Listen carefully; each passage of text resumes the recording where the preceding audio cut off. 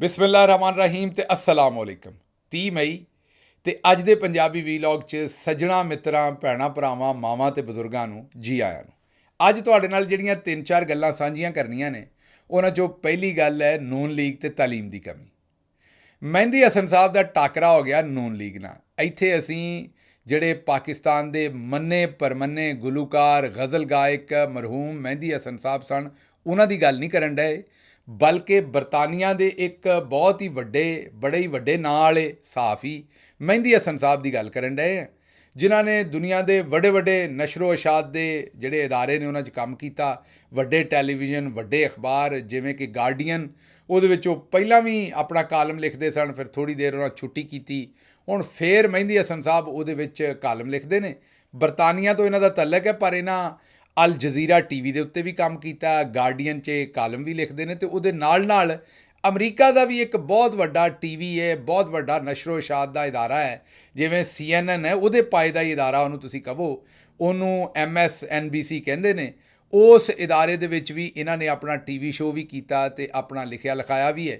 ਮਤਲਬ ਦੁਨੀਆ ਦੇ ਜਿਹੜੇ ਚੰਦ ਵੱਡੇ ਸਾਫੀ ਨੇ ਉਹਨਾਂ ਦੇ ਵਿੱਚੋਂ ਇੱਕ ਸ਼ੁਮਾਰ ਮਹਿੰਦੀ ਹਸਨ ਸਾਹਿਬ ਦਾ ਹੁੰਦਾ ਹੈ। ਅਤੇ ਉਹਨਾਂ ਕੀਤਾ ਜੀ ਇਮਰਾਨ ਖਾਨ ਸਾਹਿਬ ਦਾ ਇੰਟਰਵਿਊ ਉਹਨਾਂ ਕੀਤਾ। ਉਹਨਾਂ ਆਪਣੀ ਇੱਕ ਨਵੀਂ ਵੈਬਸਾਈਟ ਕੱਢੀ ਹੈ, ਇੱਕ ਨਵਾਂ ਅਖਬਾਰ ਬਣਾਇਆ ਔਨਲਾਈਨ, ਉਹਨੂੰ ਜ਼ੈਟੋ ਕਹਿੰਦੇ ਨੇ ਉਹ। ਅਤੇ ਉਹ ਜਿਹੜਾ ਨਵਾਂ ਅਖਬਾਰ ਜਿਹਦੇ ਉਹ ਆਪ ਹੀ CEO ਵੀ ਨੇ, ਐਡੀਟਰ ਵੀ ਨੇ, ਉਹਨਾਂ ਦਾ ਮਲਕੀਅਤ ਹੈ ਉਹਨਾਂ ਉਹਦੇ ਵਾਸਤੇ ਇਮਰਾਨ ਖਾਨ ਸਾਹਿਬ ਦਾ ਇੰਟਰਵਿਊ ਕੀਤਾ।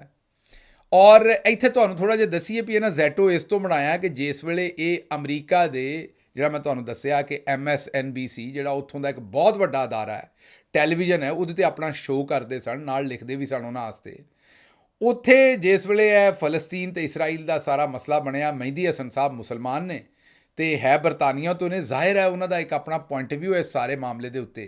ਅਤੇ ਉਹ ਜਿਹੜਾ ਇਦਾਰਾ MSNBC ਸੀ, ਉਹ ਇਹਨਾਂ ਨੂੰ ਉਹਨਾਂ ਦੇ ਮੁਤਾਬਕ ਸ਼ਾਇਦ ਖੁੱਲ੍ਹ ਕੇ ਕੰਮ ਕਰਨ ਦੀ ਉਸ ਤਰ੍ਹਾਂ ਇਜਾਜ਼ਤ ਨਹੀਂ ਸੀ ਦਿੰਦਾ, ਅਤੇ ਜਿਹਦੀ ਵਜ੍ਹਾ ਤੋਂ ਜਾਂ ਕੋਈ ਹੋਰ ਵਜ੍ਹਾ ਬਣੀ ਹੋਏਗੀ, ਲੇਕਿਨ ਵੇਖਣ ਨੂੰ ਤਾਂ ਇਹੀ ਵਜ੍ਹਾ ਲੱਗਦੀ ਹੈ ਸਾਹਮਣੇ।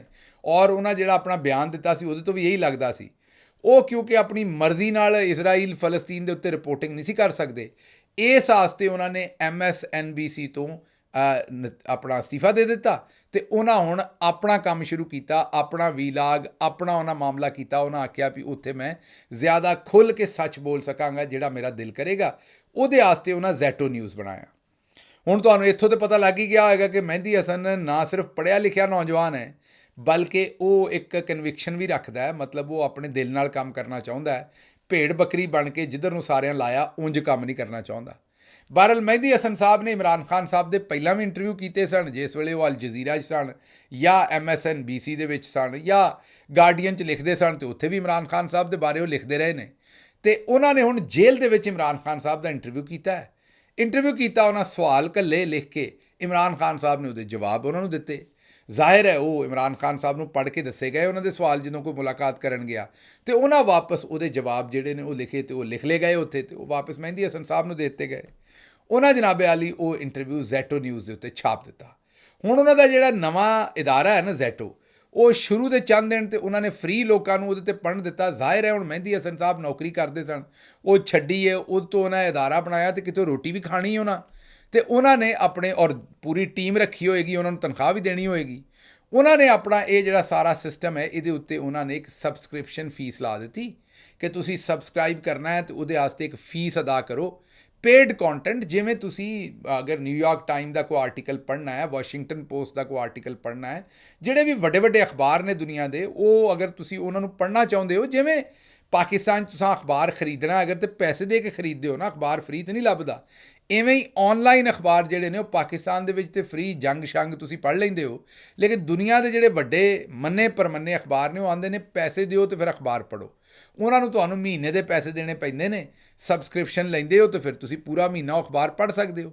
ਇਹ ਹੁਣ ਜਿਹੜਾ ਜ਼ੈਟੋ ਨਿਊਜ਼ ਹੈ ਉਹਦੇ 'ਤੇ ਵੀ ਉਹਨਾਂ ਰੁਪਈਏ ਲਾ ਦਿੱਤੇ ਕਿ ਜਨਾਬ ਤੁਸੀਂ ਪੜ੍ਹੋ, ਔਰ ਉਹਨਾਂ ਰੁਪਈਏ ਪਹਿਲੀ ਵਾਰੀ ਲਾਏ ਇਮਰਾਨ ਖਾਨ ਦੇ ਇੰਟਰਵਿਊ 'ਤੇ। ਉਹਨਾਂ ਕਿਉਂ ਇੱਥੋਂ ਹਜੇ ਹੁਣੇ ਸ਼ੁਰੂ ਕੀਤਾ ਸੀ ਨਵਾਂ, ਇਹ ਉਹਨਾਂ ਦਾ ਪਹਿਲਾ ਖੜਾਕ ਹੈ। ਹੁਣ ਇਹ ਖੜਾਕ ਮੈਂ ਕਿਉਂ ਕਹਿਣ ਡਿਆ, ਚੇਤੇ ਕਰੋ ਕਿ ਜਿਸ ਵੇਲੇ ਇਕੋਨਮਿਸਟ ਵਾਲਿਆਂ ਨੇ ਇਮਰਾਨ ਖਾਨ ਦੇ ਬਾਰੇ ਖਬਰ ਲਾਈ ਸੀ, ਚੇਤੇ ਕਰੋ, ਅਤੇ ਉਸ ਤੋਂ ਬਾਅਦ ਇਕੋਨਮਿਸਟ ਦੀਆਂ ਤਾਰਾਂ ਤੱਤੀਆਂ ਹੋ ਗਈਆਂ ਸਨ, ਇੰਟਰਨੈਟ ਤੱਤਾ ਹੋ ਗਿਆ ਸੀ, ਉਹਨਾਂ ਨੂੰ ਆਪ ਨਹੀਂ ਸਮਝ ਆਈ ਵੀ ਕੀ ਕਰ ਬੈਠੇ। ਐਡਾ ਮਸ਼ਹੂਰ ਹੋ ਗਿਆ ਸੀ, ਅਤੇ ਰਹੀ ਸਹੀ ਕਸਰ ਜਿਹੜੀ ਹੈ ਉਹ ਜਿਵੇਂ ਬਾਂਦਰ ਦੀ ਪੂੰਛ ਨਾਲ ਡੱਬਾ ਬੰਨ੍ਹਦੀ ਹੈ ਤਾਂ ਹਰ ਪਾਸੇ ਭੱਜਦਾ ਫਿਰਦਾ ਹੈ। ਜਿਵੇਂ 1971 ਦੇ ਬਾਰੇ ਇੱਕ ਟਵੀਟ ਕੀ ਕਰ ਛੱਡਿਆ ਇਮਰਾਨ ਖਾਨ ਨੇ, ਅਸੀਂ ਉਹਦਾ ਜ਼ਿਕਰ ਘੱਟ ਕੀਤਾ ਹੈ। ਉਹ ਜਿਹੜੇ ਅੱਗੋਂ ਆਉਂਦੇ ਵੀ ਇਹਦਾ ਜ਼ਿਕਰ ਕਿਉਂ ਕੀਤਾ, ਇਹਦਾ ਜ਼ਿਕਰ ਕਿਉਂ ਕੀਤਾ, ਇਹਦਾ ਜ਼ਿਕਰ ਕਿਉਂ ਕੀਤਾ, ਉਹ ਇੰਨੀ ਵਾਰੀ ਉਹਨਾਂ ਇਹ ਸਵਾਲ ਪੁੱਛ ਲਿਆ ਵੀ ਇਹਦਾ ਜ਼ਿਕਰ ਕਿਉਂ ਕੀਤਾ। ਉਹਨਾਂ ਜ਼ਿਕਰ ਸਾਡੀ ਗੱਲ ਤੇ ਨਹੀਂ ਸੀ ਹੋਣਾ ਜਿੰਨਾ ਉਹਨਾਂ ਦੀ ਅੱਗੋਂ ਜਵਾਬ ਦੇਣ ਤੇ ਹੋ ਗਿਆ। ਤੇ ਆਪ ਸੋਚੋ ਵੀ ਇਹ ਬਾਂਦਰਾਂ ਦੇ ਪਿੱਛੇ ਡੱਬਾ ਹੀ ਬੰਨਿਆ ਇਮਰਾਨ ਖਾਨ ਨੇ। ਜਿਵੇਂ ਬਾਂਦਰ ਦੀ ਪੂੰਛ ਦੇ ਪਿੱਛੇ ਡੱਬਾ ਬੰਨ੍ਹ ਦਿਓ ਤੇ ਉਹਨੂੰ ਖੋਲ੍ਹਣਾ ਤੇ ਆਉਂਦਾ ਨਹੀਂ, ਉਹ ਡੱਬਾ ਜ਼ਮੀਨ ਤੇ ਵੱਜਦਾ ਰਹਿੰਦਾ ਤੇ ਬਾਂਦਰ ਅੱਗੇ ਭੱਜਦਾ ਰਹਿੰਦਾ। ਉਹੀ ਹਾਲ ਇਹਨਾਂ ਦਾ ਬਣਿਆ ਹੋਇਆ। ਬਹਰਹਾਲ ਮਹਿੰਦੀ ਹਸਨ ਸਾਹਿਬ ਦਾ ਜਿਹੜਾ ਜ਼ੈਟੋ ਨਿਊਜ਼ ਹੈ ਉਹਨਾਂ ਆਖਿਆ ਜੀ ਕਿ ਹੁਣ ਜਿਵੇਂ ਇਕੋਨੋਮਿਸਟ ਦੀ ਮੌਜ ਲੱਗੀ ਹੈ, ਇਮਰਾਨ ਖਾਨ ਦਾ ਇੰਟਰਵਿਊ ਜ਼ਾਹਿਰ ਹੈ ਪੂਰੀ ਦੁਨੀਆ 'ਚ ਚੱਲਣਾ ਹੈ। ਤੇ ਪਹਿਲਾ ਇੰਟਰਵਿਊ ਹੈ ਜਿਹੜਾ ਡਾਇਰੈਕਟ ਸਵਾਲ ਤੇ ਜਵਾਬ ਹੋਏ ਨੇ। ਉਹਨਾਂ ਨੇ ਉਹਦੇ 'ਤੇ ਰੁਪਈਏ ਲਾਤੇ, ਪੇਡ ਕਰ ਦਿੱਤਾ, ਉੱਤੇ ਲਿਖਤਾ ਪੇਡ ਵੀ ਇਹ ਇੰਟਰਵਿਊ ਪੂਰਾ ਪੜ੍ਹਨਾ ਹੈ ਤੇ ਰੁਪਈਏ ਦਿਓ ਤੇ ਪੜ੍ਹ ਲਓ, ਕਿਉਂਕਿ ਉਹਨਾਂ ਦੇ ਹਿਸਾਬ ਨਾਲ ਤਗੜੇ ਬੰਦੇ ਦਾ ਇੰਟਰਵਿਊ ਹੈ, ਲੋਕਾਂ ਪੜ੍ਹਨਾ ਵੀ ਹੈ ਤੇ ਰੁਪਈਏ ਵੀ ਦੇਣਗੇ।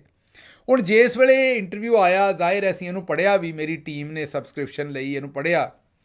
ਪੜ੍ਹ ਕੇ ਤੇ ਜਿਸ ਵੇਲੇ ਉਹਦੇ ਅੱਗੇ ਜਿਹੜਾ ਪੇਡ ਲਿਖਿਆ ਸੀ ਨਾ, ਤੇ ਮੇਰੀ ਟੀਮ ਦੇ ਵਿੱਚ ਇੱਕ ਸਾਹਿਬ ਨੇ, ਨਾਂ ਉਹਨਾਂ ਦਾ ਮੈਂ ਨਹੀਂ ਲੈਂਦਾ, ਚੁੱਕੇ ਨਾ ਜਾਣ ਕਿਤੇ, ਤੇ ਉਹਨਾਂ ਮੈਨੂੰ ਕਿਹਾ ਕਿ ਸਰ ਇਹਦੇ ਅੱਗੇ ਪੇਡ ਲਿਖਿਆ ਤੇ ਨੂਨ ਲੀਗ ਵਾਲਿਆਂ ਨੇ ਆਖਣਾ ਵੀ ਇਹ ਇਮਰਾਨ ਖਾਨ ਨੇ ਪੈਸੇ ਦਿੱਤੇ ਨੇ ਤੇ ਇਹ ਮਤਲਬ ਪੇਡ ਇੰਟਰਵਿਊ ਹੈ। ਮੀਨ ਇਮਰਾਨ ਖਾਨ ਨੇ ਪੈਸੇ ਦੇ ਕੇ ਇੰਟਰਵਿਊ ਕਰਾਇਆ। ਕਿਉਂਕਿ ਤੁਹਾਨੂੰ ਚੇਤਾ ਹੈ ਕਿ ਚੌਧਰੀ ਨਿਜ਼ਾਮਦੀਨ ਨੇ ਵੀ ਆਖਿਆ ਸੀ ਵੀ $5 ਲੱਖ ਦੇ ਕੇ ਤੇ ਇਕਾਨਮਿਸਟ ਦੇ ਵਿੱਚ ਤੇ ਪਤਾ ਨਹੀਂ ਕਿੱਥੇ ਕਿੱਥੇ, ਜਿਹੜਾ ਸਾਰੇ ਇੱਕੋ ਜਿਹੇ ਹੀ ਨੇ ਮਾਜ਼ਰਤ ਦੇ ਨਾਲ, ਇਹਨਾਂ ਦੇ ਦਿਮਾਗ ਬਸ ਇਹੀ ਚੱਲਦੇ ਨੇ ਵੀ ਸਾਰੇ ਸਾਫ ਹੀ ਲਿਫਾਫੇ ਹੀ ਨੇ। ਮਹਿੰਦੀ ਹਸਨ ਨੂੰ ਵੀ ਲਿਫਾਫਾ ਹੀ ਸਮਝਦੇ ਨੇ। ਬਹਰਹਾਲ ਮੈਨੂੰ ਮੇਰੀ ਟੀਮ ਨੇ ਆਖਿਆ ਵੀ ਸਾਰੇ ਦੇ ਅੱਗੇ ਪੇਡ ਲੱਗਾ ਹੈ, ਇਹਨਾਂ ਨੂੰ ਇੰਨੀ ਅਕਲ ਨਹੀਂ ਆਉਣੀ, ਨਾ ਇਹਨਾਂ ਕਦੇ ਜ਼ਿੰਦਗੀ 'ਚ ਖਰੀਦ ਕੇ ਕੁਛ ਐਪ ਪੜ੍ਹੀ ਹੈ ਤੇ ਖਰੀਦ ਕੇ ਰੋਟੀ ਨਹੀਂ ਖਾਂਦੇ। ਇਹ ਤਾਂ ਹਮੇਸ਼ਾ ਜਾਂ ਸਰਕਾਰ ਦੇ ਪੈਸਿਆਂ ਤੋਂ ਜਾਂ ਇਨਵੈਸਟਰ ਦੇ ਪੈਸਿਆਂ ਤੋਂ ਨੇ, ਤੇ ਇਹਨਾਂ ਨੂੰ ਕੀ ਪਤਾ ਪੇਡ ਕੀ ਹੁੰਦਾ। ਉਹ ਮੇਰੀ ਟੀਮ ਦੇ ਮੁੰਡੇ ਨੇ ਆਖਿਆ ਵੀ ਸਰ ਗੱਲ ਇਹ ਹੈ ਕਿ ਇਹ ਅੱਗੇ ਜਿਹੜਾ ਪੇਡ ਲਿਖਿਆ ਇਹਨਾਂ ਸਮਝਣਾ ਵੀ ਇਮਰਾਨ ਖਾਨ ਸਾਹਿਬ ਨੇ ਪੈਸੇ ਦੇ ਕੇ ਇੰਟਰਵਿਊ ਕਰਾਇਆ। ਇਹਨਾਂ ਨੂੰ ਇਸ ਗੱਲ ਦੀ ਸਮਝ ਨਹੀਂ ਆਉਣੀ ਵੀ ਉਹ ਇੰਟਰਵਿਊ ਐਡਾ ਖਾਸ ਹੈ ਵੀ ਉਹ ਆਉਂਦੇ ਨੇ ਪੈਸੇ ਦਿਓ ਤੇ ਫਿਰ ਪੜ੍ਹੋ, ਇਹ ਅਖਬਾਰ ਵਾਲੇ ਪੈਸੇ ਲੈਣ ਡਏ ਨੇ। ਉਹੀ ਗੱਲ ਹੋਈ ਜਨਾਬ ਹਿਨਾ ਪਰਵੇਜ਼ ਬੱਟ ਸਾਹਿਬਾਂ ਨੇ। ਵੈਸੇ ਉਹਨਾਂ ਕੋਲ ਲਮਸ ਦੀ ਡਿਗਰੀ ਹੈ, ਪਤਾ ਨਹੀਂ ਕਿਵੇਂ ਲੈ ਲਈ ਹੈ। ਸਾਡੇ ਜਿਹੜੀ ਬੋਰਡ ਛੋੜ ਦੀ ਡਿਗਰੀ ਹੈ ਉਹਦੇ ਝੂਠੇ ਛਾਟੇ ਪਰਚੇ ਦੇ ਕੇ ਲੋਕ ਲੈ ਲੈਂਦੇ ਸਨ। ਇਹ ਪਤਾ ਨਹੀਂ ਲਮਸ ਵਾਲਿਆਂ ਕਿਹੜੀ ਕਾਰਵਾਈ ਕੀਤੀ ਹੈ। ਤੇ ਜੇ ਉੱਥੇ ਵੀ ਕੋਈ ਇਹੋ ਜਿਹੀ ਸਹੂਲਤ ਹੈ ਤਾਂ ਦੱਸੋ। ਸਾਡੇ ਪਿੰਡਾਂ ਦੇ ਕਈ ਲੋਕਾਂ ਡਿਗਰੀਆਂ ਲੈਣੀਆਂ ਨੇ, ਬੈਠੇ ਨੇ। ਜੇ ਲਮਸ ਵਾਲੇ ਇੰਜ ਵੀ ਡਿਗਰੀਆਂ ਸ਼ਿਗਰੀਆਂ ਵੰਡਦੇ ਨੇ ਤਾਂ ਤੁਹਾਡੀ ਮਿਹਰਬਾਨੀ ਸਾਨੂੰ ਵੀ ਦੱਸੋ ਕੋਈ। ਚਲੋ ਪਿੰਡ ਵਾਲੇ ਵੀ ਕੋਈ ਕਮਾਸ਼ਮਾਦ ਵੇਚ ਕੇ, ਕਣਕ ਤੇ ਮਾੜੀ ਹੋਈ ਹੈ, ਕੋਈ ਨਾਲ ਝੋਟਾ ਵੇਚ ਲੈਣਗੇ, ਕੋਈ ਸੰਡਾ ਵੇਚ ਲੈਣਗੇ, ਵੇਚ ਕੇ ਤੇ ਚਲੋ ਉਹ ਵੀ ਜਿਸ ਤਰੀਕੇ ਨਾਲ ਇਹ ਹਿਨਾ ਪਰਵੇਜ਼ ਬੱਟ ਸਾਹਿਬਾਂ ਨੇ ਡਿਗਰੀ ਲਈ ਹੈ, ਜਿਹੜੇ ਹਾਲਾਤ ਇਹਨਾਂ ਦੇ ਨੇ, ਤੇ ਮੇਰਾ ਖਿਆਲ ਹੈ ਕਿ ਉਹ ਵੀ ਲੈ ਲੈਣਗੇ ਪਿੰਡਾਂ ਵਾਲੇ। ਬਹਰਹਾਲ ਹਿਨਾ ਪਰਵੇਜ਼ ਬੱਟ ਸਾਹਿਬਾਂ ਨੇ ਮਾਰੀ ਛਾਲ ਤੇ ਉਹਨਾਂ ਆਖਿਆ ਵੀ ਇਹ ਵੇਖੋ ਜੀ, ਅਸੀਂ ਤਾਂ ਤੁਹਾਨੂੰ ਪਹਿਲਾਂ ਹੀ ਦੱਸਿਆ ਸੀ ਵੀ ਨਿਆਜ਼ੀ ਸਾਹਿਬ ਜਿਹੜੇ ਨੇ, ਇਮਰਾਨ ਖਾਨ ਸਾਹਿਬ ਜਿਹੜੇ ਨੇ, ਉਹ ਪੈਸੇ ਦੇ ਕੇ ਇੰਟਰਵਿਊ ਕਰਵਾਉਂਦੇ ਨੇ ਆਪਣੇ। ਅੱਛਾ, ਇੱਥੇ ਗੱਲ ਨਹੀਂ ਮੁੱਕੀ। ਇੱਕ ਇਹਨਾਂ ਦੀ ਇੱਕ ਹੋਰ ਧੀ ਰਾਣੀ ਹੈ, ਉਹਦਾ ਨਾਂ ਹੈ ਸ਼ਮਾ ਜਨੇਜੋ। ਉਹ ਮੇਰਾ ਖਿਆਲ ਹੈ, ਅਗਰ ਮੈਂ ਗਲਤ ਨਹੀਂ, ਤੇ ਅਦਾਕਾਰਾ ਵੀ ਰਹੀਆਂ ਨੇ। ਪਤਾ ਨਹੀਂ ਕਿਹੋ ਜਿਹੀ ਅਦਾਕਾਰੀ ਕਰਦੀਆਂ ਰਹੀਆਂ ਨੇ, ਇਹ ਤਾਂ ਮੈਨੂੰ ਨਹੀਂ ਪਤਾ। ਤੇ ਪਤਾ ਨਹੀਂ ਰਿਪੋਰਟਡਲੀ ਸੁਣ 'ਚ ਆਇਆ ਕਿ ਸ਼ਾਇਦ ਕੋਈ 에ਅਰ ਹੋਸਟਸ ਵੀ ਰਹੀਆਂ ਨੇ ਕਿ ਨਹੀਂ, ਇਹ ਮੈਨੂੰ ਨਹੀਂ ਪਤਾ, ਪਰ ਲੋਕੀ ਆਉਂਦੇ ਨੇ ਕਈ ਵੀ ਉਹ ਰਹੀਆਂ ਨੇ। ਤੇ ਉਹਨਾਂ ਨੂੰ ਇਹਨਾਂ ਨੇ ਪਿਛਲੇ ਦਿਨਾਂ 'ਚ ਨਾ ਤਮਗਾ ਇਮਤਿਆਜ਼ ਕਿ ਪਤਾ ਨਹੀਂ ਤਮਗਾ ਹੁਸਨੇ ਕਾਰਕਰਦਗੀ ਦਿੱਤਾ ਸੀ 23 ਮਾਰਚ ਵਾਲੇ ਦਿਨ। ਬਾ ਕਾਰਕਰਦਗੀ ਤਾਂ ਮੈਂ ਉਹਨਾਂ ਦੀ ਇਹੀ ਵੇਖੀ ਵੀ ਲੋਕਾਂ ਨੂੰ ਗੰਦੀਆਂ ਗਾਲਾਂ ਸ਼ਾਲਾਂ ਹੀ ਕੱਢਦੀਆਂ ਨੇ ਉਹ ਟਵਿੱਟਰ ਦੇ ਉੱਤੇ, ਤੇ ਇਸ ਤੋਂ ਗਾਂ ਤਾਂ ਮੈਨੂੰ ਕਾਰਕਰਦਗੀ ਪਤਾ ਨਹੀਂ। ਤੇ ਡਿਗਰੀਆਂ ਬੜੀਆਂ ਸਾਰੀਆਂ ਲਿਖੀਆਂ ਨੇ ਸ਼ੇਰ ਬੱਲੀ ਨੇ। ਮੇਰਾ ਆਪਣੀ ਜਿਹੜੀ ਪ੍ਰੋਫਾਈਲ ਹੈ ਨਾ ਉਹਦੇ ਵਿੱਚ ਇੰਨੀਆਂ ਕੁ ਡਿਗਰੀਆਂ ਲਿਖ ਛੜੀਆਂ ਵੀ ਵਾਕਈ ਪੜ੍ਹੀ ਲਿਖੀ ਖਤੂਨ ਲੱਗਦੀ ਹੈ। ਤੇ ਕੱਲੀ ਹਿਨਾ ਪਰਵੇਜ਼ ਬੱਟ ਹੀ ਨਲਾਇਕ ਨਹੀਂ, ਜਾਂ ਮੇਰੀ ਬਾਜੀ ਮਰੀਮ ਹੀ ਨਲਾਇਕ ਨਹੀਂ ਹੈ। ਸ਼ਮਾ ਜਿਹੜੀਆਂ ਜਨੇਜੋ ਸਾਹਿਬਾਂ ਨੇ ਉਹਨਾਂ ਦੱਸਿਆ ਵੀ ਮੈਂ ਤੁਹਾਡੇ ਤੋਂ ਬਹੁਤ ਹੀ ਨਲਾਇਕ ਹੈ, ਉਹਨਾਂ ਵੀ ਇਹ ਸਵਾਲ ਪੁੱਛ ਮਾਰਿਆ। ਉਹ ਫਿਰ ਉਹਦੇ ਉੱਤੇ ਜਿਹੜੇ ਮਹਿੰਦੀ ਹਸਨ ਸਾਹਿਬ ਨੇ ਉਹਨਾਂ ਦੇ ਅੱਗੇ ਹੱਥ ਜੋੜੇ ਨੇ। ਉਹਨਾਂ ਆਖਿਆ ਵੀ ਇਹ ਪਾਕਿਸਤਾਨੀ ਜਿਹੜੇ ਸਿਆਸਤਦਾਨ ਨੇ ਇਹ ਤਾਂ ਬਿਲਕੁਲ ਹੀ ਫਾਰਗ ਨੇ, ਇਹਨਾਂ ਨੂੰ ਤਾਂ ਪਤਾ ਹੀ ਨਹੀਂ ਗੱਲ ਕੀ। ਉਹਨਾਂ ਆਖਿਆ ਜਨਾਬ ਸਾਨੂੰ ਪੈਸੇ ਨਹੀਂ ਲੱਭੇ, ਅਸੀਂ ਪੈਸੇ ਲੈ ਕੇ ਇੰਟਰਵਿਊ ਨਹੀਂ ਲਿਆ, ਬਲਕਿ ਇੰਟਰਵਿਊ ਵਿਖਾਉਣ ਦੇ ਅਸੀਂ ਤੁਹਾਡੇ ਕੋਲੋਂ ਪੈਸੇ ਲੈਣ ਡਏ ਆਵਾਮ ਕੋਲੋਂ ਵੀ ਜੇ ਪੜ੍ਹਨਾ ਜੇ ਤਾਂ ਪੈਸੇ ਦੇ ਕੇ ਪੜ੍ਹੋ ਇਹਨੂੰ। ਇਮਰਾਨ ਖਾਨ ਨੇ ਸਾਨੂੰ ਪੈਸੇ ਨਹੀਂ ਦਿੱਤੇ, ਇੰਨੀਆਂ ਸਾਰੀਆਂ ਤੁਹਾਡੇ ਕੋਲ ਡਿਗਰੀਆਂ ਨੇ, ਕੁਝ ਖਿਆਲ ਕਰੋ। ਬਹਰਹਾਲ ਇਹ ਤੁਹਾਨੂੰ ਦੱਸਣੀ ਸੀ ਇਹਨਾਂ ਦੀ ਅਕਲ ਕਿ ਇਹ ਇੱਕ ਤਾਂ ਇਮਰਾਨ ਖਾਨ ਨੇ ਆਖਿਆ ਸੀ ਪੜ੍ਹੇ ਲਿਖੇ ਨਹੀਂ ਹੈਗੇ, ਤੇ ਦੂਜਾ ਕੋਸ਼ਿਸ਼ ਨਹੀਂ ਕਰਦੇ। ਅੱਛਾ ਜੀ, ਜਿਹੜਾ ਮਹਿੰਦੀ ਹਸਨ ਸਾਹਿਬ ਨੇ ਇੰਟਰਵਿਊ ਲਿਆ ਉਹਦੇ ਉੱਤੇ ਨਾ ਸਿਰਫ ਇਹਨਾਂ ਇਹ ਕੰਮ ਕੀਤਾ, ਬਲਕਿ ਇੱਕ ਹੋਰ ਸਹਾਫੀਆ ਸਾਹਿਬਾਂ ਨੇ ਪਾਕਿਸਤਾਨ ਦੇ ਵਿੱਚ, ਉਹ ਵੀ ਅੱਜ ਕੱਲ੍ਹ ਤੁਹਾਨੂੰ ਪਤਾ ਹੀ ਹੈ ਕਿ ਬਹੁਤ ਉੱਠ ਕੇ ਉਹਨਾਂ ਨੂੰ ਵੀ ਸ਼ੌਕ ਬੜਾ ਹੈ। ਇੱਕ ਵਾਰ TV ਦੇ ਉੱਤੇ ਮੇਰੇ ਨਾਲ ਟਾਕਰਾ ਹੋਇਆ ਸੀ, ਉਹਨਾਂ ਇਤਰਾਜ਼ ਕੀਤਾ ਸੀ ਵੀ ਸਾਡੀ ਹਕੂਮਤ ਜਿਹੜੀ ਹੈ ਉਹ ਪਾਬੰਦੀ ਲਾਈ ਸੀ ਇਸਲਾਮਾਬਾਦ ਦੇ ਸਕੂਲਾਂ ਦੇ ਵਿੱਚ ਕਿ ਬੱਚਿਆਂ ਦੇ ਸਕੂਲਾਂ ਦੇ ਵਿੱਚ ਪਾਟੀ ਹੋਈ ਜੀਨਸ ਪਾ ਕੇ ਜਾਣਾ, ਇਹ ਜਿਹੜੀਆਂ ਬਾਥਰੂਮ ਵਾਲੀਆਂ ਸੌਫਟੀਆਂ ਚੱਪਲਾਂ ਹੁੰਦੀਆਂ ਇਹ ਪਾ ਕੇ ਬੱਚਿਆਂ ਨੂੰ ਪੜ੍ਹਾਉਣ ਚਲੇ ਜਾਣਾ, ਜਾਂ ਨੰਗੇ ਪੜੰਗੇ ਕੱਪੜੇ ਪਾ ਕੇ ਪੜ੍ਹਾਉਣ ਚਲੇ ਜਾਣਾ। ਇਹਦੀ ਅਮਰੀਕਾ 'ਚ ਵੀ ਇਜਾਜ਼ਤ ਨਹੀਂ ਹੈ।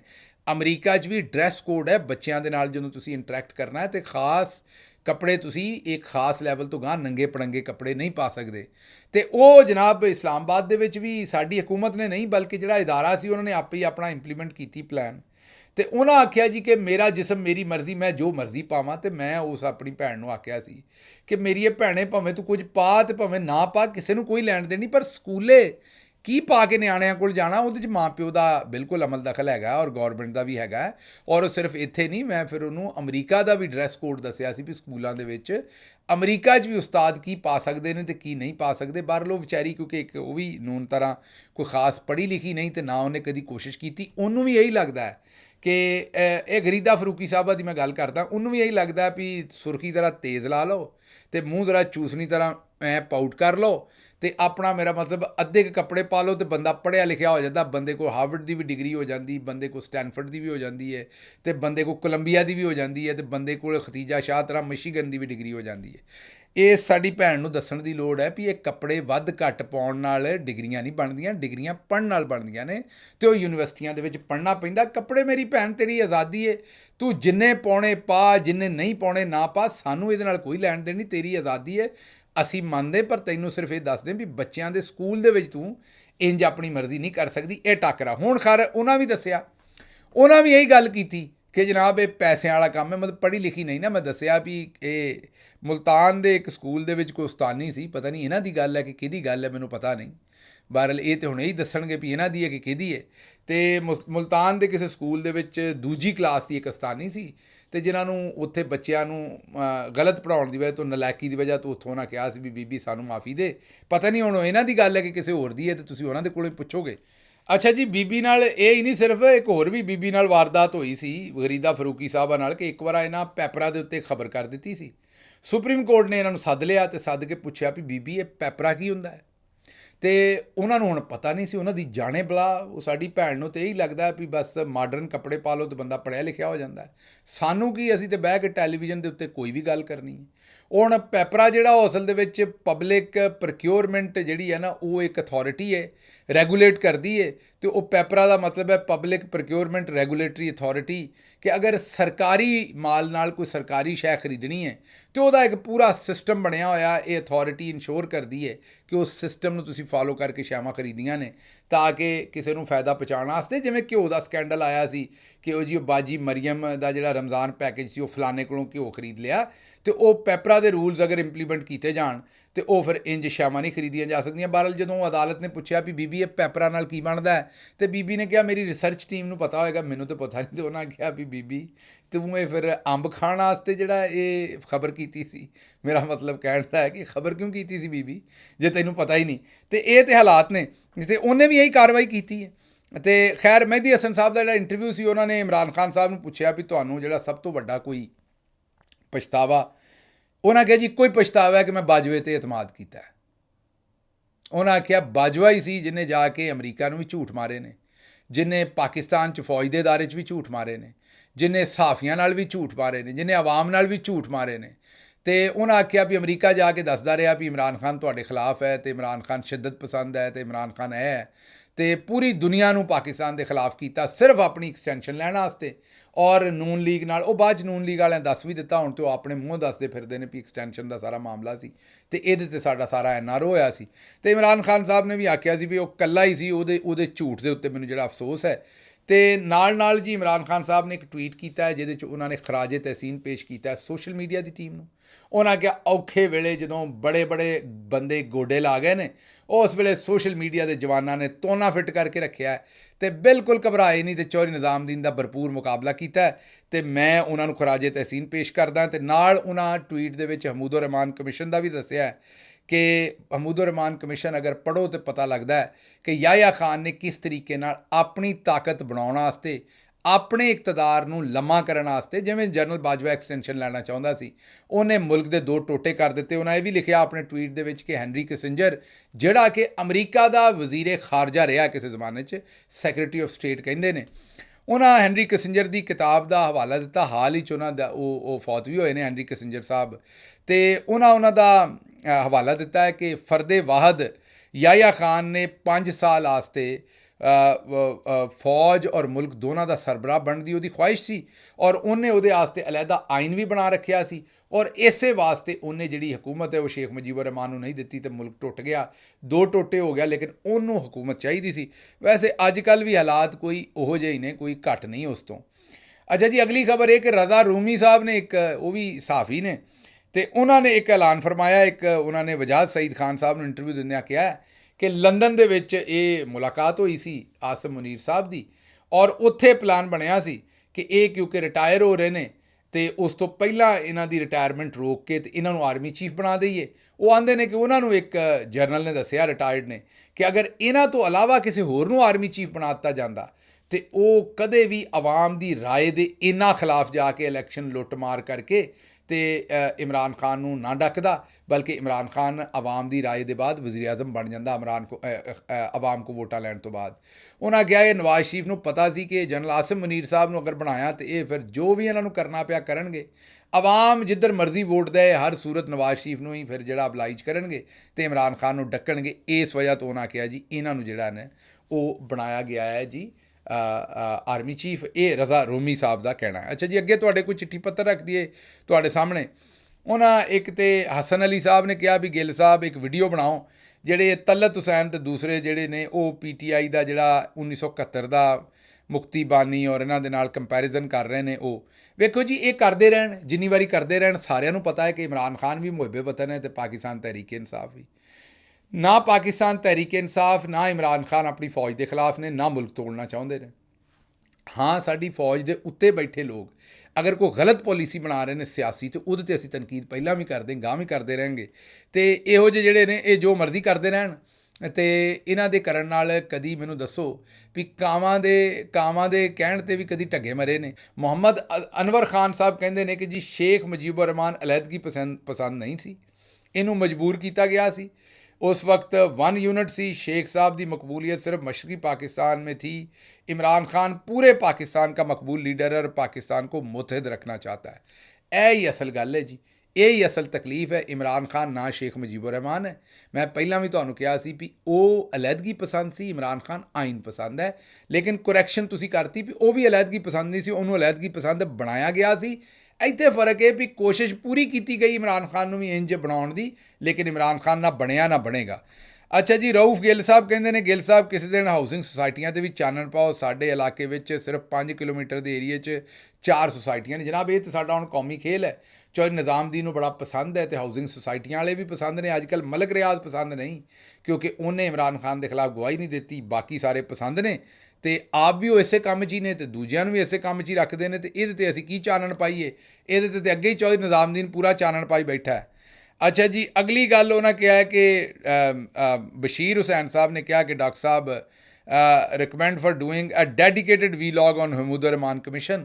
ਉਹਨਾਂ ਕਿਹਾ ਜੀ ਹਮੂਦੁਰ ਰਹਿਮਾਨ ਕਮਿਸ਼ਨ ਰਿਪੋਰਟ ਦੇ ਉੱਤੇ ਇੱਕ ਪੂਰਾ ਵੀਲੌਗ ਕਰੋ। ਜਨਾਬ, ਕਰਤੇ ਦਿਆਂ ਪਰ ਚੌਧਰੀ ਨਿਜ਼ਾਮਦੀਨ ਕੋ ਇੰਨਾ ਸੱਚ ਸੁਣਿਆ ਨਹੀਂ ਜਾਣਾ। ਫਿਰ ਤੁਹਾਡੇ ਮਗਰ ਤੇ ਮੇਰੇ ਮਗਰ ਬਹੁਤਾ ਚੜ੍ਹ ਜਾਣਗੇ ਤੇ ਚਲੋ ਸਾਡੇ ਮਗਰ ਤੇ ਚੜ੍ਹ ਵੀ ਜਾਣ, ਜੇਲ੍ਹ 'ਚ ਬੈਠੇ ਇਮਰਾਨ ਖਾਨ ਦੇ ਮਗਰ ਹੋਰ ਚੜ੍ਹ ਜਾਣਗੇ। ਤੇ ਇਹ ਫਿਰ ਪਹਿਲਾਂ ਹੀ ਵੇਖ ਲਓ ਵੀ ਸਾਨੂੰ ਆਖਣ ਡਏ ਨੇ ਵੀ ਇਹ ਪਾਕਿਸਤਾਨ ਤੋੜਨਾ ਚਾਹੁੰਦੇ ਨੇ। ਹਾਲਾਂਕਿ ਗੱਲ ਤਾਂ ਸੱਚੀ ਇਹ ਵੀ ਉਹ ਰਿਪੋਰਟ ਪਾਕਿਸਤਾਨ ਦੇ ਚੀਫ ਜਸਟਿਸ ਨੇ ਲਿਖੀ ਸੀ। ਸਾਨੂੰ ਉਹ ਪੜ੍ਹਨੀ ਵੀ ਚਾਹੀਦੀ ਹੈ, ਸਮਝਣੀ ਵੀ ਚਾਹੀਦੀ ਤੇ ਆਵਾਮ ਦੇ ਅੱਗੇ ਰੱਖਣੀ ਵੀ ਚਾਹੀਦੀ। ਲੇਕਿਨ ਪਹਿਲਾਂ ਜਿੱਥੋਂ ਤੱਕ ਅੱਪੜ ਗਏ ਨੇ, ਪਤਾ ਨਹੀਂ ਹੋਰ ਗਾਂ ਕਿੱਥੇ ਅੱਪੜਨਗੇ। ਇਸ ਲਈ ਇੱਥੋਂ ਤੱਕ ਹੀ ਕੰਮ ਰਹਿਣ ਦੀ ਹੈ ਤੇ ਬਿਹਤਰ ਹੈ। ਬਾਕੀ ਤੁਹਾਡੀ ਮਰਜ਼ੀ ਹੈ। ਲਓ ਜੀ, ਮੈਨੂੰ ਦਿਓ ਇਜਾਜ਼ਤ ਤੇ ਰੱਬ ਰਾਖਾ।